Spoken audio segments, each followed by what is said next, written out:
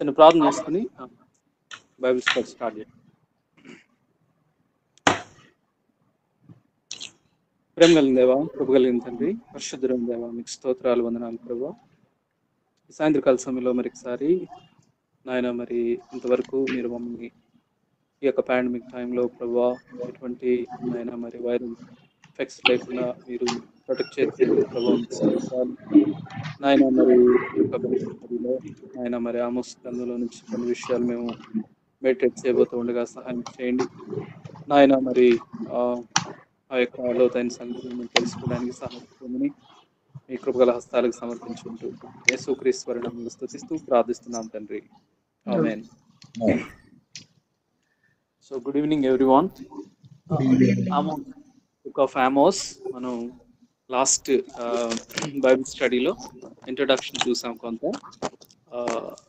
So అందరం ఒకసారి ఆమోస్ గ్రంథం ఫస్ట్ చాప్టర్ 1 to 5 వర్సెస్ మనం స్టడీ చేద్దాం. దానికి ముందుగా మేబీ కొంత స్మాల్ ఇంట్రడక్షన్ నేను కూడా కొంచెం యాడ్ చేయాలనుకుంటున్నాను.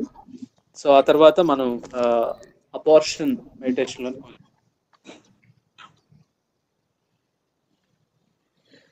సో ఆమోస్ చూసినట్లయితే ఆమోస్ టైం లైన్ ఆయన ఏ కాలంలో ఏ రాజుల ఉన్న సమయంలో ఉన్నారంటే మనకి ఈ యొక్క బుక్ లోనే మనం చాలా క్లియర్ గా చూడగలుగుతాం. యూదా రాజు అయిన ఉజ్జియా దినములలోను, ఇజ్రాయేలు రాజుకు యెహోయాషుడైన యెరోబాము దినములలోను భూకంపము కలుగుటకు 2 సంవత్సరముల ముందు. సో లాస్ట్ టైం మనం చెప్పినట్లుగా so it was a great earthquake. So ఆ 2 years కి ముందు అంటే ఆ 2 years తర్వాత నేను చెప్పిన తర్వాత 2 సంవత్సరాల తర్వాత ఒక పెద్ద భూకంపం జరిగింది. సో అది హిస్టరీలో one of the recorded and highest destruction జరిగిన ఎర్త్ క్వేక్ గా వాళ్ళు దాన్ని కన్సిడర్ చేస్తారు. అందుకనే సో వాళ్ళు ఏమంటున్నారంటే 2 సంవత్సరములకు ముందు, ఈ భూకంపం సంభవించక ముందు ఆమోస్ ప్రకటించాడని మనం చూస్తాం.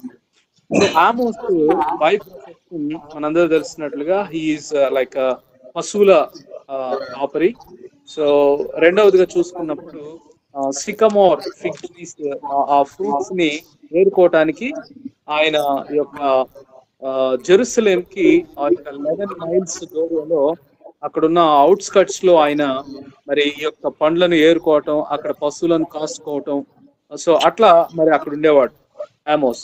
సో అలాంటి ప్రొఫెషన్ లో మరి ఆయన ఏ ఊరు నుంచి వచ్చాడంటే తెకోవా అనే ప్లేస్. యాక్చువల్ గా it is 11 kilometers from Jerusalem అని అంటారు. 11 miles from Jerusalem. Okay, so ఇక్కడ చూసినట్లయితే మనం prophetic ministry all together it's challenging ministry అని చెప్పొచ్చు. ఎందుకనంటే 2 విధాలుగా it is a hard ministry.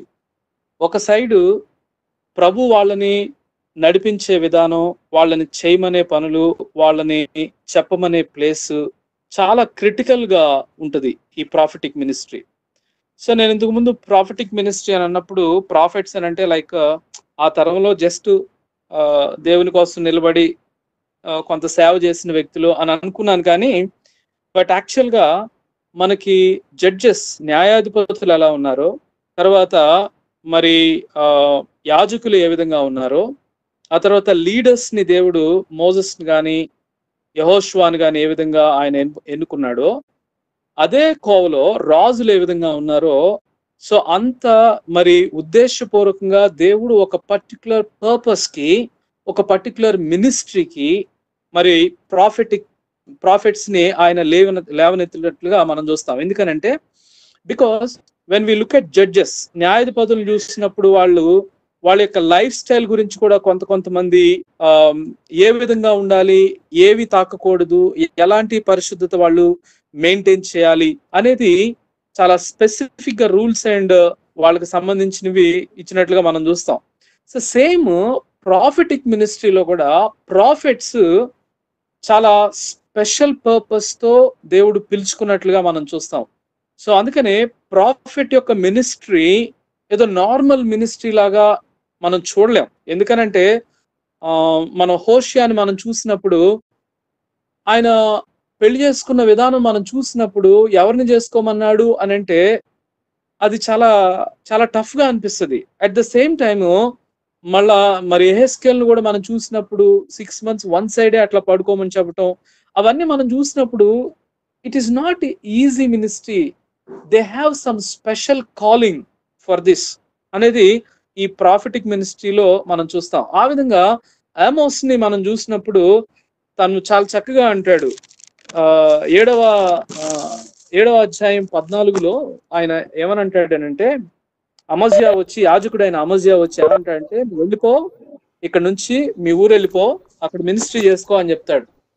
చెప్పినప్పుడు అక్కడ ఆయన చాలా చక్కగా అంటాడు, "నేను నా పాటికి పని చేసుకుంటూ పశువులు కాచుకుంటూ మేడి పండ్లను ఆ సికమోర్ ఆ పండ్లు ఏరుకుంటూ ఒక సాధారణమైన జీవితం జీవిస్తున్న నన్ను దేవుడు ఒక స్పెసిఫిక్ పర్పస్ నన్ను పిలిచాడు.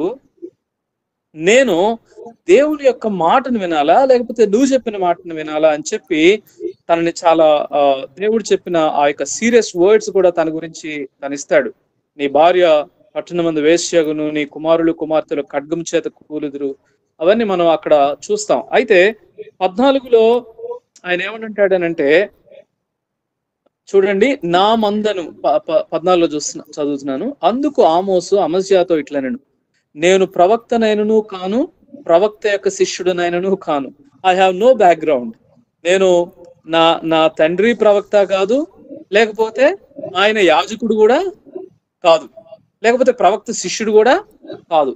సో జస్ట్ ఒక ప్రభువుని వెంబడిస్తున్న వ్యక్తిగా ఉన్న ఒక ఆర్డినరీ పర్సన్.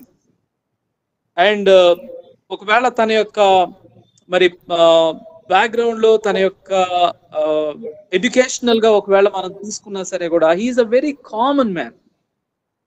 సో అలాంటి వ్యక్తిని దేవుడు పిలుచుకుని ఒక పవర్ఫుల్ మినిస్ట్రీకి ఆయన ఏర్పరచుకున్నాడు. అందుకనే the first thing is God always looks for availability than the ability. Amos మనకి ఫస్ట్ చేసేది ఏంటంటే, is such a ordinary man but a powerful ministry he did it. ఎంత మాట అంటాడంటే 17:9 ఆయన భలే అంటాడనమాట, నేను ఖడ్గము చేత పట్టుకొని యెరోబాము ఇంటి వారి మీద పడుదును. ఆ మాట ఏంటనంటే, కింగ్ జెరోబామ్ రెండో యెరోబాము మీదకి ఆయన చెప్తున్నాడు, డైరెక్ట్ గా రాజు ఇంటి మీదే దేవుడు పడబోతున్నాడు అని చెప్పినప్పుడు వెంటనే ఆ ఒక్క పాయింట్ ని క్యాచ్ చేసుకుంటారు. ఎందుకనంటే మిగిలినవన్నీ చూస్తా ఉన్నప్పుడు వాళ్ళ కళ్ళెదురు కూడా కనబడతా ఉన్నాయి ఇజ్రాయెల్ మధ్యలో ఉన్న పాపాన్ని.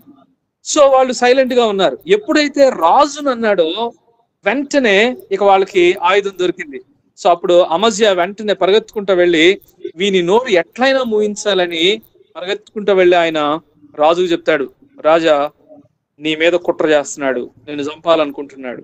ఏమన్నాడండి? యాక్చువల్ గా ఆయన ప్రవచనం చెప్పాడు, నేను ఖడ్గము చేత పట్టుకొని యెరోబాము ఇంటి మీద పడుదును అన్న మాటని ఆయన తీసుకుని వెళ్ళి ఇతనే ఖడ్గం తీసుకుని యెరోబామును చంపడానికి కుట్ర చేస్తున్నాడని ఆ మాట చెప్పినప్పుడు సో వెంటనే ఆయన చాలా సీరియస్ అవుతాడు. సో దేశమును విడిచి చెరలోనికి పోవదమని ప్రకటించుచున్నాడు.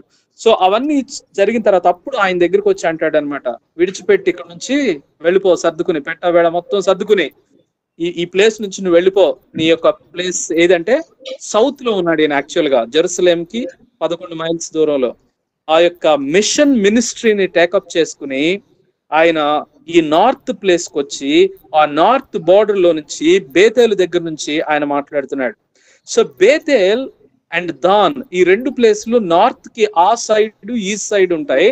వీళ్ళు ఆ ప్లేసెస్ లో ఏం చేశారనంటే ఒక గోల్డెన్ కాఫ్, ఒక బంగారు దూడని యెరోబాము 2 దూడలను అక్కడ అటువైపు ఒకటి ఇటువైపు ఒకటి పెట్టి ఇజ్రాయెల్ ప్రజలు నార్త్ నుంచి సౌత్ కు రాకుండా కంప్లీట్ గా క్లోజ్ చేశాడు. అలాంటి ఆ యొక్క కంప్లీట్ గా రిలీజియస్ ప్రాక్టీసెస్ జరిగే చాలా హై ఇంటెన్సిఫై ఉన్న ఆ ప్లేస్ లో యాజకులు అక్కడున్న మత నాయకులు చాలా పవర్ఫుల్ గా మరి బేతేల్లో ఉంటారు. ఎందుకంటే Bethel is a place for north people కి, అది ఒక పిల్గ్రిమ్ అని చెప్పొచ్చు అనమాట. ఇంతకుముందు జెరూసలేం దగ్గరకు వచ్చేవాళ్ళు ఇప్పుడు బేతేల్ దగ్గర ఎప్పుడైతే పెట్టాడో ఇక వాళ్ళు బేతేల్ నుంచి రాకుండా అదంతా ఒక ప్రామినెంట్ ప్లేస్ గా, ఇప్పుడు దినాల్లో మనం తీసుకున్నట్లయితే ఈ బద్రీనాథ్ కానీ, కేదార్నాథ్ కానీ, లేకపోతే ఇవన్నీ మనం తీసుకున్నప్పుడు చాలా తిరుపతి కానీ, it was such a religious place అన్నమాట. సో ఆ ప్లేస్ లోకి వెళ్ళి ఆమోస్ ఈ యొక్క దేవుని యొక్క తీర్పుని ప్రకటించాలి, దేవుని మాటలు ప్రకటించాలి. సో అక్కడున్న మత నాయకుల్ని అడ్డుకోవాలి, అక్కడున్న ఆ యొక్క పొలిటికల్ పీపుల్ ని కూడా ఆయన ఎదుర్కోవాల్సి వస్తుంది. So it was not an ordinary ministry, it is a very powerful ministry he did it. So తన యొక్క లైఫ్ కే థ్రెట్ ఉన్న మినిస్ట్రీ అని మనం తీసుకోవచ్చు. సో ఆమోస్ బై ప్రొఫెషన్ మనకు అర్థమైంది, ఆ యొక్క ప్లేస్ మనకు అర్థమైంది. తర్వాత ఆయన ఏ ప్లేస్ కి వెళ్ళి ఎవరి గురించి ప్రకటించాడంటే ఇజ్రాయెల్ కి ఆయన ప్రకటించాడు. ఆయన ప్రకటించే టైంలో యూదాలో ఉన్న కింగ్ ఎవరనంటే ఉజ్జియా. ఉజ్జియా మృతి పొందిన తర్వాత యెషయా ఆ సమయంలో ఎంటర్ అవుతాడు. సో ఉజ్జియా సమయంలో, ఉజ్జియాకి ముందు ఇక్కడ మనం మ్యాప్ లో చూసినట్లయితే, సో మొదటిగా యోనా మనం చూస్తాం, అక్కడ అమజ్యా ఉంటాడు. అమజ్యా తర్వాత ఆ అమజ్యా, ఉజ్జియా వీళ్ళందరేమో యోధా.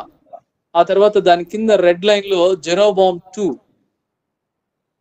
సో ఆయన మరి రాజుగా ఉన్న సమయంలో వాళ్ళ నాన్న యెహోయాషు. మనందరికి తెలుసు ఇజ్రాయెల్ నార్త్ లో ఒక మంచి కింగ్ కూడా లేడు. అయితే వాళ్ళలో కొంత మటుకి ప్రవక్తని కొంచెం రెస్పెక్ట్ చేసిన వ్యక్తి ఎవరనంటే ఈ జెరోబామ్ 2. అంటే ఈయన ప్రకటించిన ఈ రాజు ఉన్న తండ్రి, ఆయన తండ్రి ఎవరనంటే యెహోయాషు. ఈ యెహోయాషు ఎవరి టైంలో ఉంటాడంటే ఎలీషా ఉన్న సమయంలో ఉంటాడు. ఎలీషా చనిపోయినప్పుడు పరిగెత్తుకుంటా వచ్చి, మనం ఆ మాటలు నేను మీకు చూపిస్తాను ముందుకు వెళ్ళిన తర్వాత. ఒకసారి చూద్దాం రండి. 2 Kings 13th chapter 14th verse. అంతటా ఎలీషా మరణకరమైన రోగము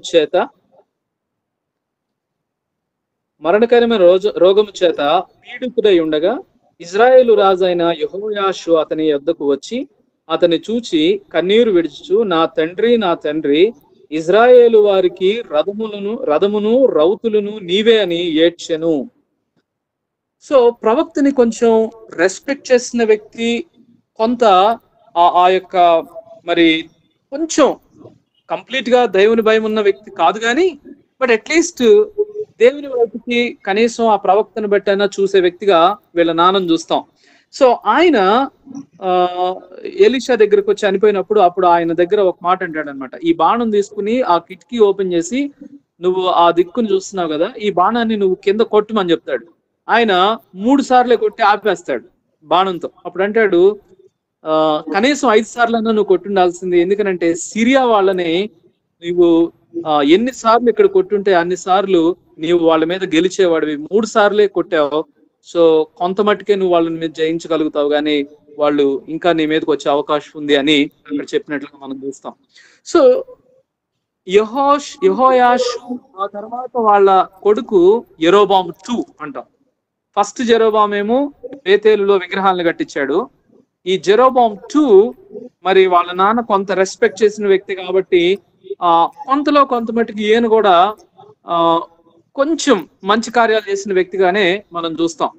అయితే మరి దేవుని విరుద్ధమైన కార్యాలు కానీ, దేవునికి ఇవ్వవలసిన ఘనత అవేవి లేవు. బైబిల్ కి, ధర్మశాస్త్రానికి ఇవ్వాల్సిన రెస్పెక్ట్ కూడా లేదు. అలాంటి టైంలో మరి ఇజ్రాయెల్ యొక్క పరిస్థితులను గురించి ఆయన మాట్లాడినట్లుగా మనం చూస్తాం. సో నెక్స్ట్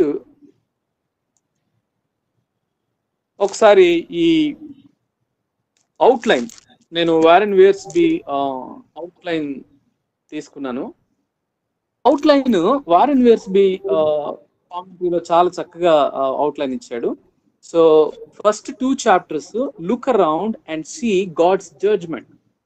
సో చుట్టూ ఉన్న నేషన్స్ ని, తర్వాత యూదా, ఇజ్రాయేలు, ఈ 6 జెంటైల్ నేషన్స్, ఆ తర్వాత యూదా, ఆ తర్వాత ఇజ్రాయెల్. సో ఈ టోటల్ ఈ 2 chapters లో look around and see God's judgment. సెకండ్ది look within and see the corruption.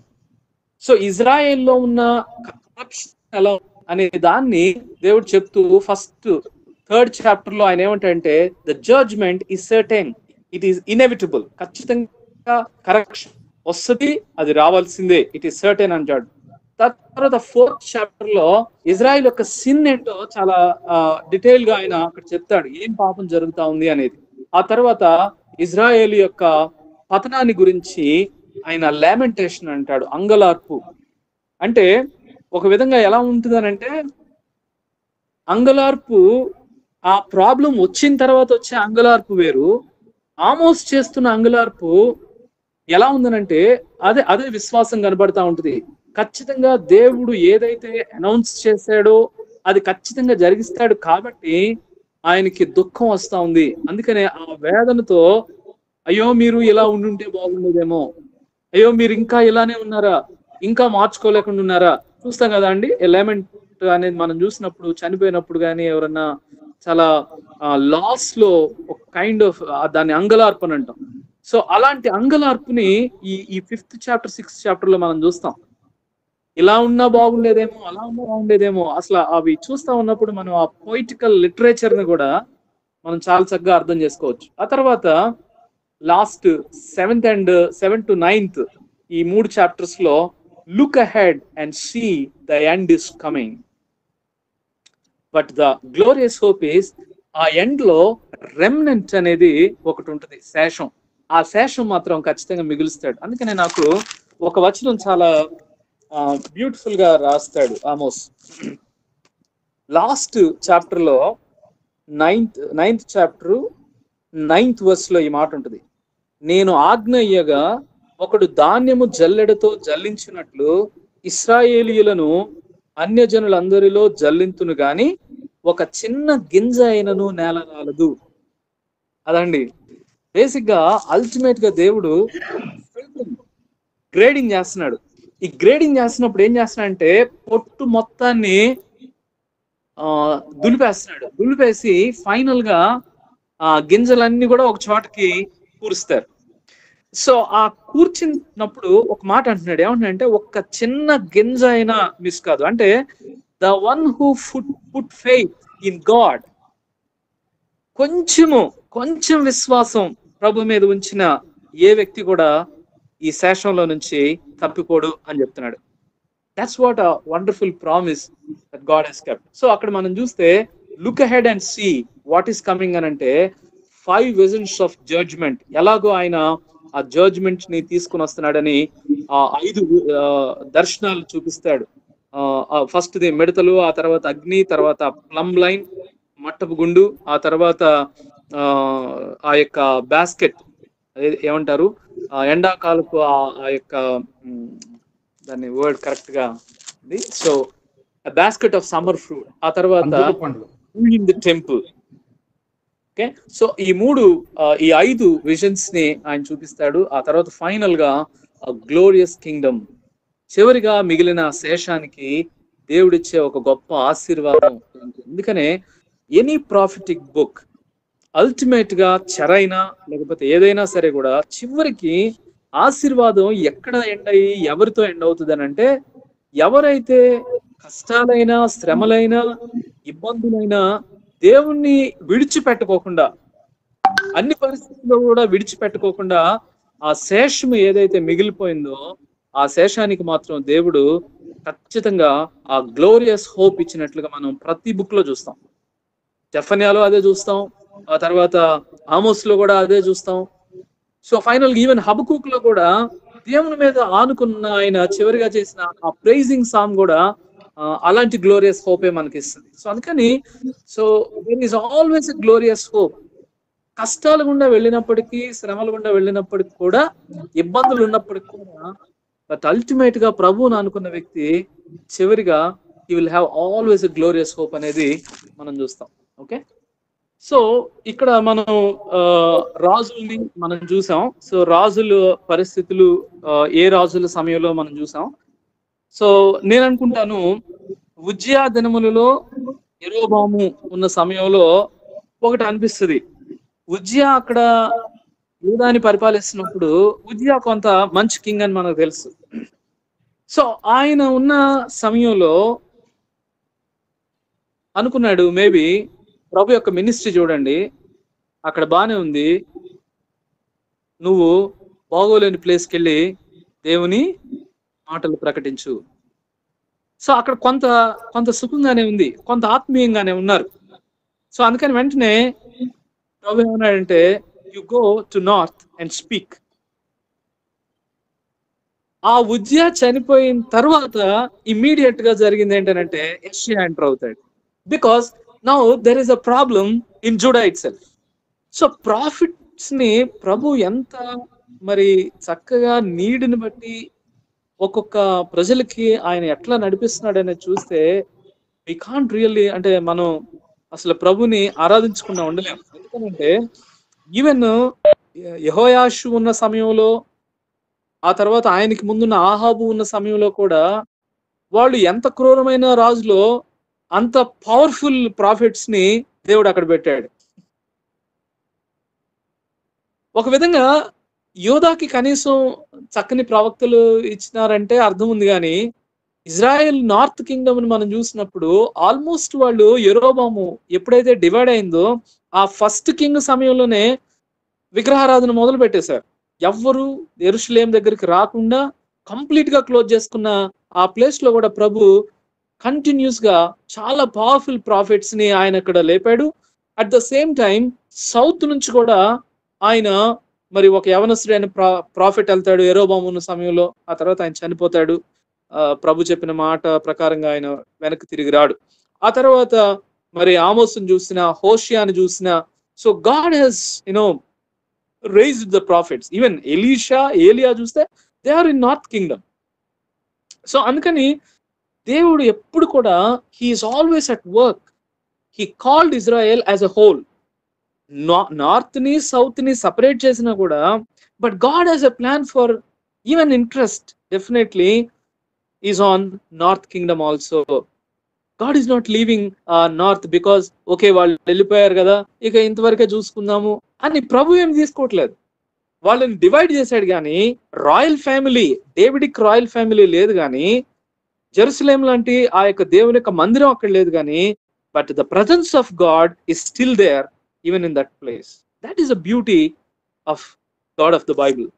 So ఆ యొక్క అండర్స్టాండింగ్ లో నుంచి మనం ఈ ఆమోస్ గ్రంథాన్ని మనం స్టడీ చేస్తున్నప్పుడు, so let us look around and look within and look ahead. So these are the three main things. దేవుడు ఎట్లాగూ చుట్టూ ఉన్న నేషన్స్ ని చూసినప్పుడు ఏ విషయాన్ని ఆయన చుట్టూ ఉన్న నేషన్స్ ని చూస్తున్నాడు, తన ప్రజల్ని ఏ విషయంలో నుంచి ఆయన చూస్తున్నాడు, ఏం కోరుకుంటున్నాడు అనేది చాలా ఇంపార్టెంట్. నాకు అబ్జర్వేషన్ లో చాలా హై లెవెల్ గా అనిపించిన అబ్జర్వేషన్ ఏంటనంటే, when God is judging with other nations, he is talking about mainly their relationship with other nations. లేకపోతే ఇజ్రాయెల్ తో ఆయన కంపేర్ చేసి వాళ్ళు వేరే నేషన్స్ తో ఉన్న కంపారిజన్ లో నుంచి దేవుడు వాళ్ళని తీర్పు తీరుస్తాడు. ఇజ్రాయెల్ ప్రజలు బయటికి వెళ్ళి యుద్ధాలు చేయరు, మిగిలిన వాళ్ళు యుద్ధాలు చేసినందుకు దేవుడు తీర్పు తీర్చాడు చేసిన పనులను బట్టి.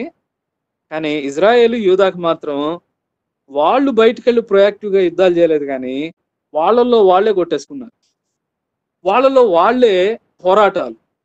అప్పుడు ప్రభు ఇంటర్వ్యూన్ అయ్యి అక్కడ జరుగుతున్న ఆ యొక్క పనులను వాటన్నిటిని ప్రభు వాళ్ళని డీల్ చేసినట్లుగా మనం చూస్తాం. అందుకనే when we are reading minor prophets, we have to understand what God is looking at, expecting from his people, and what God is going to do with other nations, and how he is looking at other nations, Gentile nations, and how he is looking at his own people.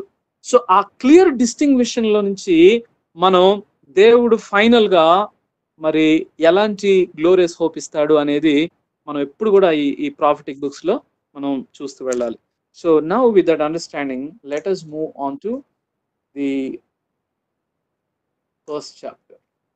3 titles చెప్తాను. So మొదటి portion కి so God's call to Amos and God's act on Israel or nations. ఆ తర్వాత God's judgement on Damascus. So అంటే నేను యాక్చువల్గా ఇంకా కొంచెం గాడ్ ప్లేస్ లో యాక్చువల్గా జడ్జ్ అని చెప్పి పెట్టాను. So judge call and judge act and judge judgement అనేది మనం తీసుకోవచ్చు. సో ఫస్ట్ గా సో ఆమోస్ యొక్క పిలుపుని మనం తీసుకున్నప్పుడు, ఆమోస్ ప్రొఫెషన్ మనకు అర్థమైంది కదా, కాపర్లో. సో తన యొక్క బ్యాక్గ్రౌండ్ మనం చూసినప్పుడు ఖచ్చితంగా ఈ మైట్ హ్యావ్ వెరీ అంటే వెల్ వర్స్డ్ గా, లేకపోతే ధర్మశాస్త్రాన్ని బోధించే పండితుడిగా మనకైతే కనబడ్డు ఖచ్చితంగా. స్పీకింగ్ టు, ఇప్పుడు ఈయన కాపరి కాబట్టి, పళ్ళు ఏరుకునేవాడు కాబట్టి వెళ్ళి అక్కడున్న ఇంకొక స్లమ్ లో లేకపోతే కొంతమంది పీపుల్ కి ఆయన వెళ్ళట్లేదు. He's going to very prominent people కదా. ఇప్పుడు రాజుకి ఆయన ప్రకటించాలి, అక్కడున్న మత నాయకులకు కూడా ఆయన షేక్ చేయాలి. అండ్ అండ్ టోటల్ గా it was all together higher, అంటే ఎడ్యుకేషన్ లో కానీ వాళ్ళకున్న ఇంటెలెక్చువల్స్ లో హయ్యర్ గా ఉన్న వాళ్ళ దగ్గర కూడా he has to go. Definitely that is another challenge. ఎందుకని వాళ్ళు ఎన్ నెంబర్ ఆఫ్ క్వశ్చన్స్ వేసే అవకాశం ఉంటుంది, ఎన్ నెంబర్ ఆఫ్ వ్యూలో ఆయన్ని ఖచ్చితంగా మధ్యలో సెంటర్ చేసే అవకాశం కూడా ఉంటుంది. But he has the message. ఆయన ఎందుకు వెళ్ళాడు అని అంటే ఒకే ఒక reason, he has the message of God and he is not bothering about to whom he is speaking. That's wonderful. So ఒకటి మనకి ఏమనిపిస్తుంది అంటే, ఆమోస్ యొక్క దర్శనాన్ని చూసినప్పుడు ఆయన ఏంటంటే కనబడిన దర్శనము. he was literally he's looking at the vision of God. And ఇంకొకటి ఏంటంటే, దేవుడు ఆమోస్ ని డ్రైవ్ చేసిన విధానం చూసినప్పుడు, ఆయనకి టీచ్ చేసిన విధానం చూసినప్పుడు అది చాలా డిఫరెంట్ గా ఉంటుంది. బికాస్ తనకి గొప్ప లాంగ్వేజ్ ఇవేమి చూపించలేదు, చాలా ఆర్డినరీ థింగ్స్. ఇది కళ్ళ బొట్ట చూపిస్తాడు, ఆ తర్వాత మట్టపు గుండు చూపిస్తాడు, ఆ తర్వాత ఆ యొక్క పురుగులు, ఆ యొక్క అగ్రికల్చర్ లో పట్టే ఆ మిడతలు, ఆ పురుగులు, వాటిని చూపిస్తాడు. సో అవన్నీ హీస్ వెరీ నోన్. సో దేవుడు ఎట్లా ఇచ్చాడంటే తన బ్యాక్గ్రౌండ్ లో నుంచి తనకి ఇన్పుట్స్ ఇచ్చాడు, but he's taking him to a very challenging place. And this is one of the encouragement we can look at.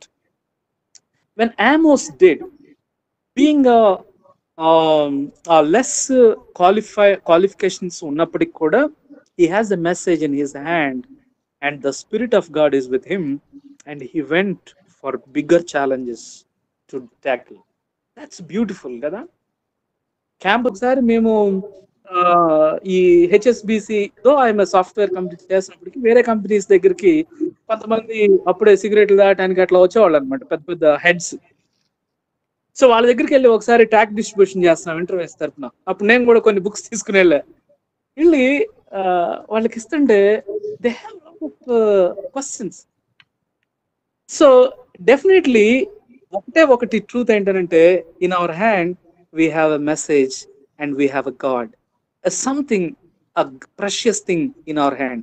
So ఇప్పుడు మనల్ని చూసుకోవడం అనేది ఇంపార్టెంట్ కాదు, కానీ the something which is ఇక అది ఎక్కడ మార్చలేము, దాన్ని ఎక్కడ కూడా మనం ఈ లోకంలో ఏది కూడా దానికి కంపేర్ చేయలేము. అలాంటి పవర్ఫుల్ మెసేజ్ మన చేతిలో ఉంది కాబట్టి, అందుకని పౌలు ఏమంటాడు తెలుసా, the gospel is powerful gospel.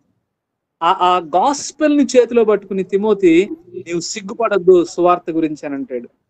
So that is what Amos యొక్క పిలుపులో ఈ ఛాలెంజెస్ అన్నిట్లో కూడా ఆయన నిజంగా ఆ పీపుల్ దగ్గరికి వెళ్ళగలిగాడు. That's wonderful. It's a God's call.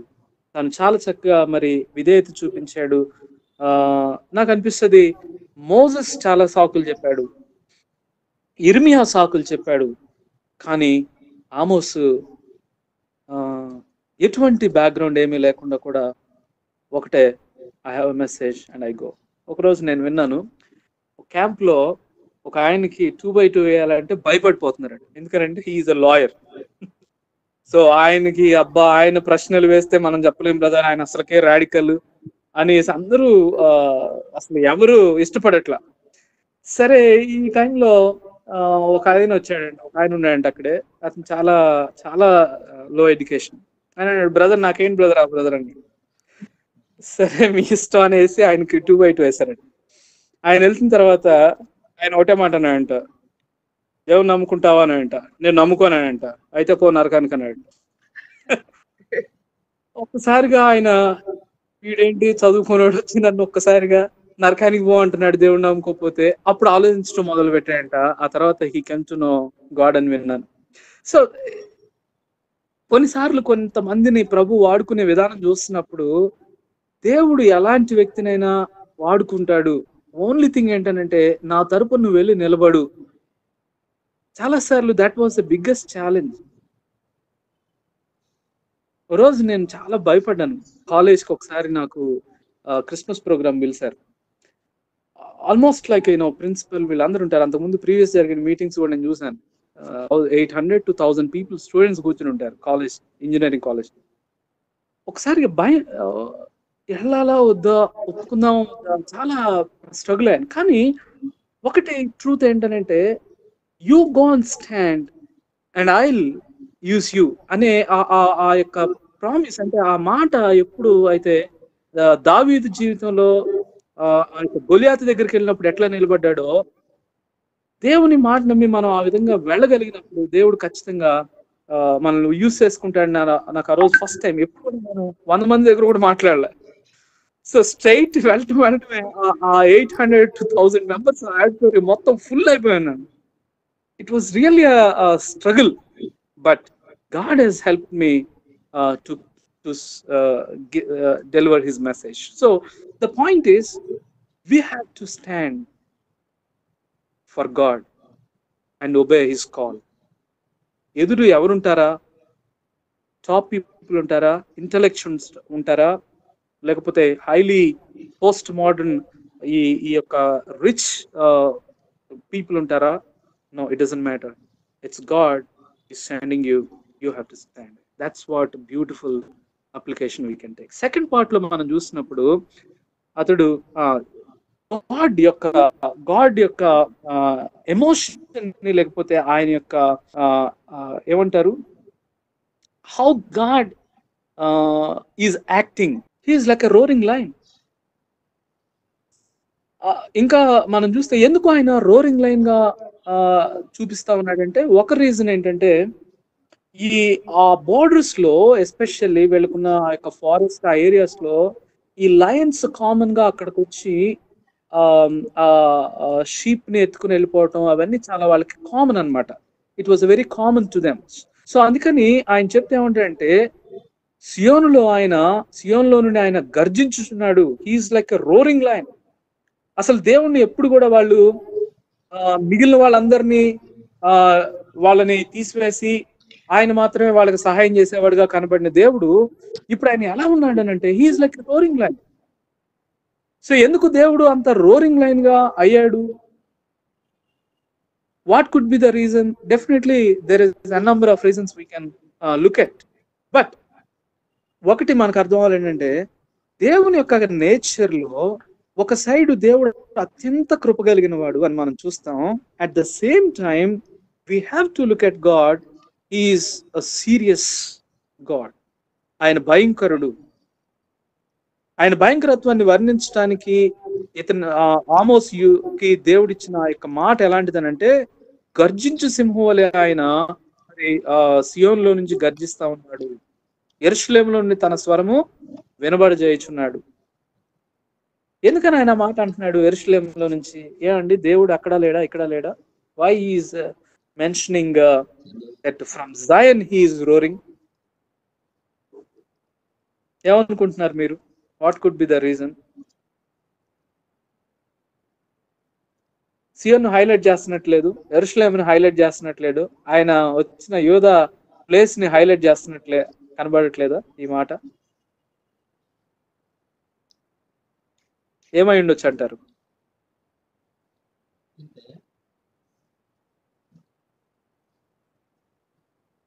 The point is, north లో ఆల్మోస్ట్ లైక్ దేవునికి స్థానమే లేనట్లుగా ఉన్న పరిస్థితులు మనకు అర్థమవుతా ఉన్నాయి. అందుకనే యెరూషలేములో ఉన్న మందిరం ఒక్కటే వాళ్ళకి ఆ టైంలో దేవుని యొక్క ప్రజెన్స్ ని, దేవుని యొక్క కవనెంట్, ఆ యొక్క ఆర్క్ ఆఫ్ కవనెంట్, నిబంధన మందసం ఉంది కదా. సో అందుకని మందస్సం ఎక్కడైతే ఉందో, ఆ టెంపుల్ ఎక్కడైతే ఉందో, ఆ టెంపుల్ ని వాళ్ళు సెంటర్ ఆఫ్ దేవుని యొక్క ప్రజెన్స్ గా వాళ్ళు తీసుకునేవాళ్ళు. సో అందుకనే always their attention is towards Jerusalem. సియోను అన్నా కూడా మనం అదే ప్లేస్ ని మనం చూస్తాం. సో అక్కడ నుంచి దేవుడు గర్జించుచున్నాడు. God is reigning from there. వీళ్ళు ఏమనుకుంటున్నారో తెలుసా, మనం బోర్డర్ కట్టేసుకున్నాం కదా, ఇక మనకి వాళ్ళకి సంబంధం లేదు, వాళ్ళ గాడ్ వాళ్ళు, మా గాడ్ మేము. సో వాళ్ళ సో అక్కడ ఉన్న గాడు ఇక్కడున్న మా బంగారు దూడకి సంబంధం లేదు ఇక. So what they have done is they have made God as a localised God. ఈ ప్లేస్ కి ఒక గాడ్, ఆ ప్లేస్ కి ఒక గాడ్ అయిపోయాడు. సో అందుకని ఆయన ఏమన్నాడంటే God is still roaring from there and still he is looking at this place అని ఆయన మెన్షన్ చేస్తున్నాడు. అండ్ ఇంకొకటి మనం చూస్తే, కాపరులు సంచరించు, మేత భూములు దుఃఖించుచున్నవి, కర్మేలు శిఖరము ఎండిపోవచ్చున్నవి. ఆ కర్మేలు ఆ ప్లేసెస్ అన్ని కూడా పచ్చగా కనపడే మంచి ఫర్టైల్ ల్యాండ్స్ అన్నమాట. ఆ ప్లేసెస్ అన్ని కూడా ఎలా ఉన్నాయంటే ఎండిపోవచ్చున్నవి. సో మేత భూములు దుఃఖించుచున్నవి. ఇట్స్ కైండ్ ఆఫ్ ఒక భయంకరమైన విపత్తు రాబోతుంది. భయంకరమైన పరిస్థితులు ఈ ప్లేస్ ని మరి టచ్ అయిపోతా ఉన్నాయని ఆయన మెన్షన్ చేస్తున్నట్లుగా మనం చూస్తాం. సో సెకండ్ పాయింట్ ఏంటంటే God is like A roaring line. దేవుణ్ణి యొక్క అనదర్ యాంగిల్ ని మనం ఖచ్చితంగా చూడాలి. ఆ తర్వాత మనం చూసినట్లయితే 3rd నుంచి 5th వరకు, నేను టైం తక్కువ ఉంది కాబట్టి ఒక 5 minutes లో నేను కంక్లూడ్ ప్రయత్నం చేస్తాను. సో నెక్స్ట్ 3 verses లో ఆయన మెన్షన్ చేసేది ఏంటంటే, ఒకటి దమస్కు అని అన్నప్పుడు it is about Syria. Exact గా నార్త్ కి పైన ఈ ఇజ్రాయెల్ నార్త్ కింగ్డమ్ కి పైన ఉంటది సిరియా. ఆ సిరియా ఎన్నిసార్లు యుద్ధం చేస్తుందనంటే, అందుకనే ఎలీషా దగ్గర వీళ్ళ నాన్న యెరోబాము నాన్న యెహోయాష్ ఉన్నప్పుడు ఈ యొక్క బాణం తీసుకుని భూమి మీద నువ్వు కొట్టు అని చెప్పినప్పుడు 3 సార్లు అలా గుచ్చుతాడు. ఎందుకు అనంటే ఆ టైంలో సిరియన్స్ చాలా హెవీగా వీళ్ళ మీదకి యుద్ధానికి వచ్చేవాళ్ళు. ఒక చోట అక్కడ రాస్తాడు, దేవుడు వాళ్ళ యొక్క బాధని చూసి ఆయన చలించిపోయాడని ఉంటది అనమాట. ఇజ్రాయెల్ ప్రజలకి వాళ్ళు చేస్తున్న పనులు చూసినప్పుడు ఏం చేశారు ఈ దమస్క్ అని అంటే, చాలా దేవుని ఎదుట వాళ్ళు పాపం చేసినట్లుగా, ఘోరమైన క్రియ చేసినట్టుగా మనం చూస్తాం. సో మొట్టమొదటిది ఏంటంటే, 3-4 సార్లు చేసిన దోషములను బట్టి నేను తప్పకుండా దాన్ని శిక్షింతును. యాక్చువల్గా ఇది ఇడియం అని అంటే దాని మీనింగ్ ఏంటంటే 3-4 సార్లు అనే పదం ఉపయోగించినప్పుడు అర్థం ఏంటంటే, I have given indefinite opportunities. ఒక చక్కగా రాస్తాడు అనమాట వేరెన్ యూఎస్బి కామెంటరీలో. ఏమంటాడంటే, indefinite number that has finally come to an end.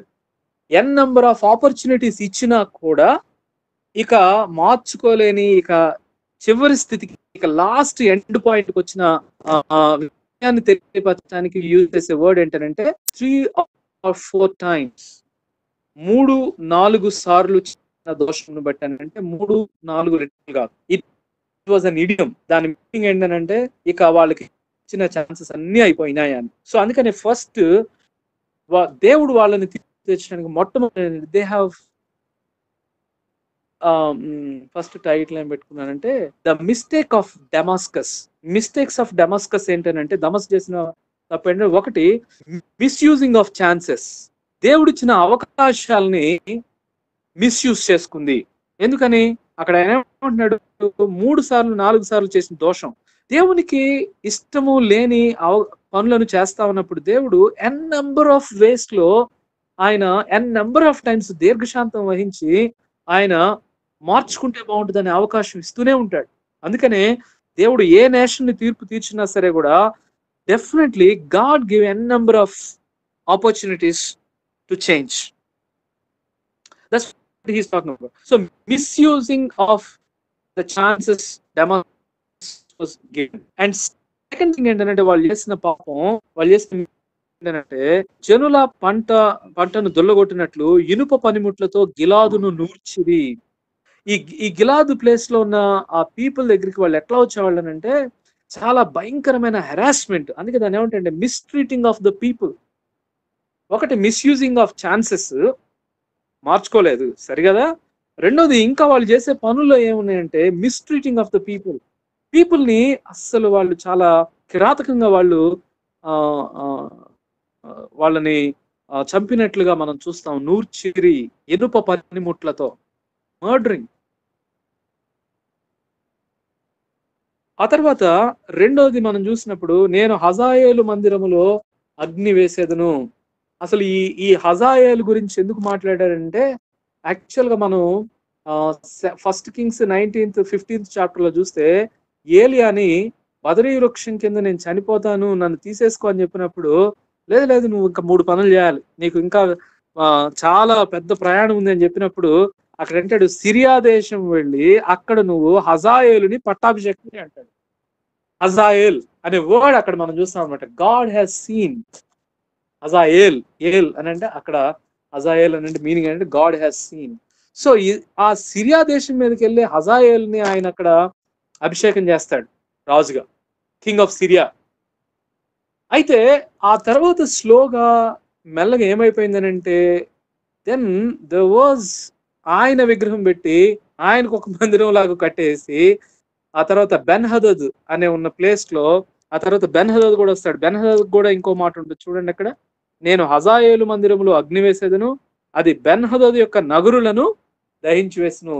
So Ben హదద్ ఆయన ఉన్న సమయంలో కొన్ని సిటీస్ వాళ్ళ పేర్ల మీద కట్టించుకునే వాళ్ళు కదా అండి. సో అట్లాగూ ఆ ప్లేసెస్ అన్ని కూడా నేను నాశనం చేస్తాను. సో అందుకే నేనేమంటానంటే, ఒకటి మిస్టేక్స్ ఆఫ్ డెమాస్కస్, దేవుడు తీర్పు తెచ్చడానికి మిస్టేక్స్ ఉన్నాయి. రెండవది misery of the temple and the city, and finally the misery of the Kingdom and the king. Final గా ఆయన ఏమంటాడు తెలుసా, సిరియన్లు చెరపట్టబడి కీరు దేశమునకు కొనుకోబడుదురని యెహోవా సెలవిచ్చుచున్నాడు. రాజదండమును వహించిన వానిని నిర్మూలము చేతును. రాజదండం వహించిన వానిని అంటే the king is also going to be judged. అది డెమాస్కస్ గురించి ఆయన తీర్పు. ఒకటి, దే మిస్యూజ్డ్ ద ఆపర్చునిటీస్. రెండవది, they mistreated the people. And ఇంకొకటి ఏంటంటే, ఎందుకు వాళ్ళకి అంత గర్వం అని అంటే, బికాస్ వాళ్ళ టెంపుల్ వాళ్ళు పెట్టుకున్న ఆ యొక్క సిటీస్ ని బట్టి, వాళ్ళకున్న పొగరుని బట్టి దేవుడు ఏమనంటే, ఆ రెండింటిని నేను అగ్నితో కాల్చి వేస్తానన్నాడు. అండ్ ఫైనల్ గా ఆయన ఏమనంటే, సిరియన్ల రాజుని, ఆ యొక్క రాజదండం వహించిన వాడిని కూడా తీసుకుని వెళ్ళిపోతాను. అషూరియన్స్ వచ్చిన తర్వాత వీళ్ళు యాక్చువల్ గా అషూరియన్స్ వచ్చి సిరియన్ల మొత్తాన్ని జయిస్తారు. జయించినప్పుడు ఈ జరిగిన మాటలన్నీ కూడా నెరవేరినట్లుగా మనం చూస్తాం. అందుకనే ఒకటి, దేవుడు ఈ యొక్క డెమాస్కస్ ను చూసినప్పుడు ప్రభు ఒకటే అన్నాడు, the way you mistreat the people, I'm taking that as a serious business. It is not your business. గిలాదు ప్రజలను నువ్వు ఇనుప దండతో, ఇనుప పనిముట్లతో నువ్వు నూర్చావు. సో మనం ఎప్పుడు కూడా పీపుల్ ని మనం ఆ యొక్క మిస్ట్రీటింగ్ అనేది దేవుడు చాలా సీరియస్ చూస్తాడు. అందుకనే మనం ఈ యొక్క మైనర్ ప్రాఫిట్స్ లో మనం ఎక్కడ చూసినా సరే కూడా సహోదరులను ట్రీట్ చేసే విషయంలోనైనా, అదర్స్ ని ట్రీట్ చేసే విషయంలోనైనా, లైఫ్, వాల్యూ ఆఫ్ లైఫ్ ని మనిషి జీవించాలి. అందుకే మొన్న ఎప్పుడో ఒకసారి సుధాకరన్ చాలా చక్కగా అంటున్నాడు, మనిషిని దేవుడు జీవించటానికి, భూమి మీద బ్రతకటానికి దేవుడు క్రియేట్ చేశాడు. God has created us to live a life. ఆ జీవితానికి సాధ్యమైతే సహకారులుగా ఉండగలం, కానీ ఒక వ్యక్తి జీవితాలను మనం నాశనం చేసే విధంగా ఉండకూడదు. God definitely take that as a serious matter. So అందుకని అక్కడ అంటున్నాడు, ఏలయనగా దాని జనులు పంట దొళ్ళగొట్టు ఇనుప పనిముట్లతో గిలాదును నూర్చిరి, అందుకే నేను శిక్షిస్తాను. సో వాళ్ళు అనుకుంటారు, దమస్క్ పీపుల్, ఆ యెహోవా దేవుడు మాకు సంబంధం లేదని అనుకుంటారు. ఇజ్రాయెల్ ప్రజలు అనుకుంటారు, ఈయన మనకు సంబంధించిన దేవుడే అనుకుంటారు. కానీ the point is, God is a sovereign God who is looking at all the actions of each and every one. Gentiles అయినా తన ప్రజలైనా, దేవుడు మనం చేసే ప్రతి యాక్షన్ ని, ప్రతి యాక్ట్ ని ఆయన చూస్తాడు అనేది మనకి ఫస్ట్ ఈ యొక్క తీర్పుల్లో నుంచి మనకు అర్థం అవుతా ఉంటుంది. సో అందుకని దమస్క్ చేసిన మిస్టేక్ ని మనకు అర్థం అవుతుంది. మిస్యూజింగ్ ఆఫ్ ఛాన్సెస్, ఆ మిస్యూజింగ్ ఆఫ్ ఛాన్సెస్ అనేవి అన్ని నేషన్స్ కూడా మనం అప్లై చేస్తాం. ఎందుకని 2-3 సార్లు 3-4 సార్లు 3-4 సార్లు చేసిన దోషం బట్టి అన్నట్టు. అందుకని సో మనం ఆ విధంగా దేవుని ఎదుట ప్రభు ఖచ్చితంగా దేవుడు తీర్పు తీర్చే ఒక రోరింగ్ లైన్ గా ఉన్నాడు అనే విషయం మనం ఒకసారి అర్థం చేసుకుంటే we have to be fearful. దేవుని ఎదుట భయభక్తులు కలిగిన వ్యక్తులుగా మనం దేవునిని ఆనర్ చేసే విధంగా, ప్రభు యొక్క కోపాన్ని మన మీద వచ్చే విధంగా కాకుండా, if you're able to you know check ourselves and come to God, may God definitely will help us. ఆ పీపుల్ మాత్రమే రెమినెంట్ లో ఉంటారు, శేషంలో ఉంటారు.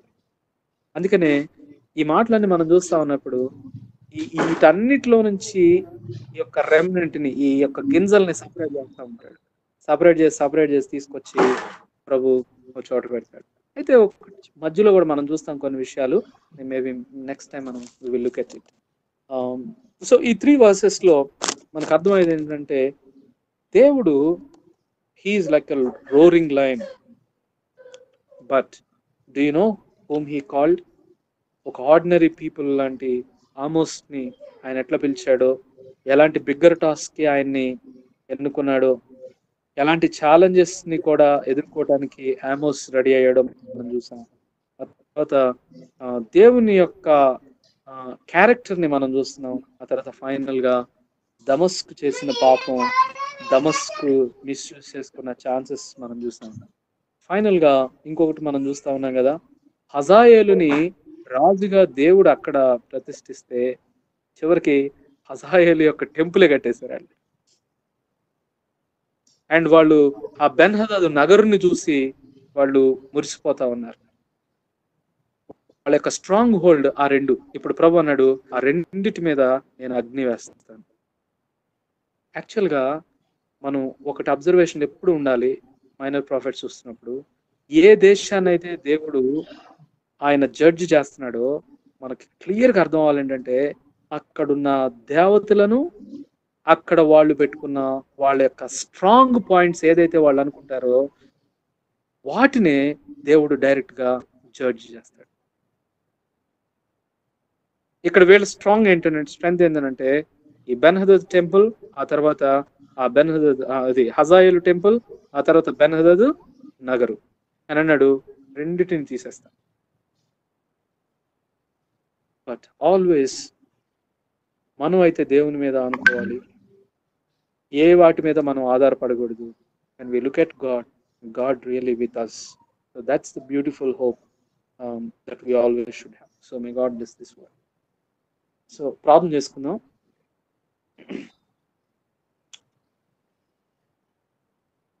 ఒకసారి మనం అందరం let us close our eyes and look on to the Lord.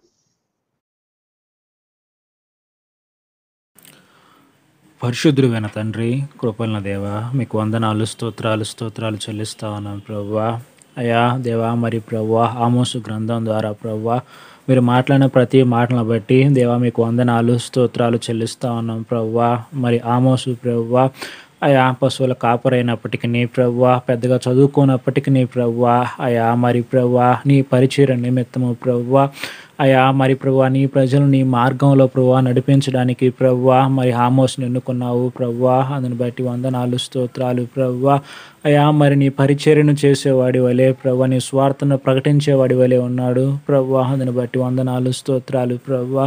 అయా మమ్మును కూడా ప్రభువా అయా నీ వాక్య ప్రకారము, నీ చిత్త ప్రకారం బ్రతికి ప్రభువా అయా నీ పరిచర్యను చేసే విధంగా, నీ స్వార్థను ప్రకటించే విధంగా మమ్మల్ని పురికొల్పవలసిందిగా ప్రార్థన చేస్తూ ప్రభువా. అయా మరి ప్రభువా మీరు మాతో మాట్లాడిన ప్రతి మాటలను బట్టి స్తుతిస్తూ యేసుక్రీస్తు నామములో వేడుకొంచున్నాము తండ్రి, ఆమేన్.